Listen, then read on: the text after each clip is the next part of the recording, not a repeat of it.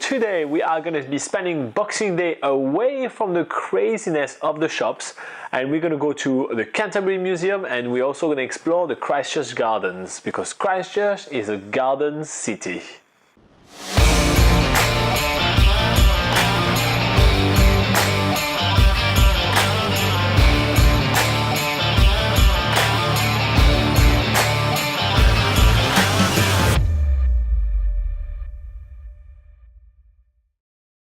Today we are not only checking out two free things to do in Christchurch, but two things that are easily accessible right from Christchurch city centre.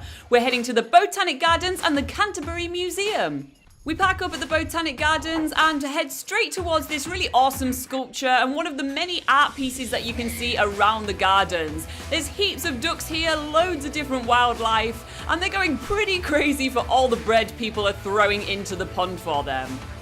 However, we don't stay here for too long because there's 21 hectares of the Botanic Gardens to explore. So we hit one of the many walking trails, walking past beautiful flower beds and going first to check out the New Zealand garden with lots of native New Zealand plants, and then to this really awesome glass house which is full of really interesting and wild exotic vegetation.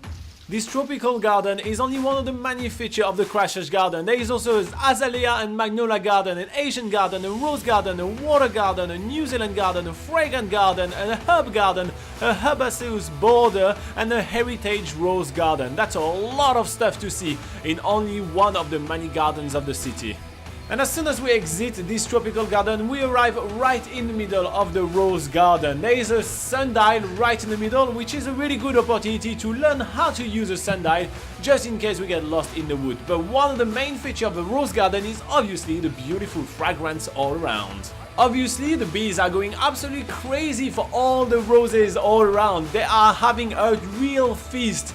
But Laura and I are taking the time to smell all the different ones. It's actually really crazy how many of those roses have actually a very different smell. It's really interesting and something that I never really paid attention to before. It's a really great thing to learn about today. It actually smells really nice. It smells like the flowers I never got for my Christmas present.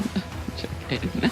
Among the many different themed gardens, there's loads of different walkways, so you could literally take a different passage through the Botanic Gardens every time you walk through here. And that's probably why the Botanic Gardens are actually so busy today, full of locals that absolutely love this place. Along one of the walkways, we find one of our favourite features of the Botanic Gardens, which is this awesome water fountain. It sort of works on a clockwork mechanism that you can control yourself with different controls, and it's only one of many water fountains in the gardens. We're going to be heading to probably the most famous photo spot in the gardens, which is the Peacock Fountain. It's surrounded by colourful flower beds.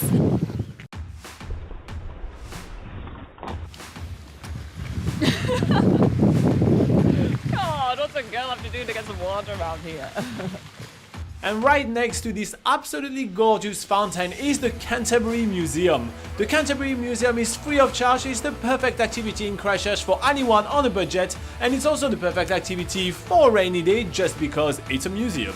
The first section of the museum that we spend time in is the Iwi Tofito exhibition. It is an exhibition about the early Maori that settled in New Zealand and the way of life that they used to have. It's really interesting. There's a lot of toki, which are stone carved by the Maoris, and there is a lot of wooden sculpture as well because they were master crafters back in the days. Because the Maori culture is so far from our own, both Laura and I are from Europe, we spend most of our time in the Maori Exhibition. It's the most fascinating exhibition to us and the most interesting one. The Maori culture is really cool. They had really unique hunting techniques, fishing techniques, as well as carving techniques. This is actually how they were recording their history and the status of everybody in the tribe for the next generation to come. It was all happening through carving. It's amazing.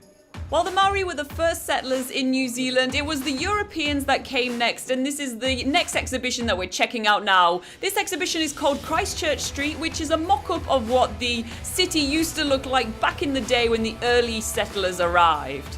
The next really interesting exhibition that we're checking out is this Antarctica exhibition, because Christchurch is known as the gateway to Antarctica for nations across the globe. And we learn about some of the early pioneers of Antarctica like Scott and Shackleton, as well as Edmund Hillary, which is known as a national hero here in New Zealand for doing the first motorised crossing across Antarctica.